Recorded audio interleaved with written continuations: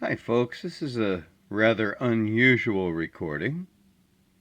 This is a Columbia disc record of the Salome Intermezzo by the Climax Band. Now it's kind of bizarre to see the name Climax on a Columbia record. Now the original label that the original early Columbia discs were made under was the Climax label. And of course the Climax label, which was being made by the Burt Company, which they had a separate company they created called the Globe Record Company that was making their records, manufactured the Climax records. And so Hager's band was working in their laboratory. There was a few others, and they were called, band a lot of times.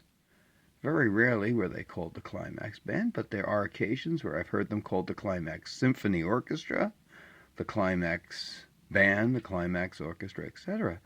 But that all comes to a halt when we go to the Columbia disc. Now, this is a very strange one because this is the Salome Intermezzo by the Climax Band. Figure that one out.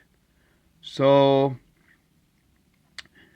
I am saying most probably this is a late Climax record.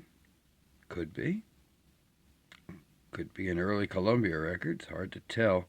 With these recordings without an introduction, there was no need to record it to change the name of the company, because immediately, as soon as it became the Columbia Company, all of their bands became the Columbia Band.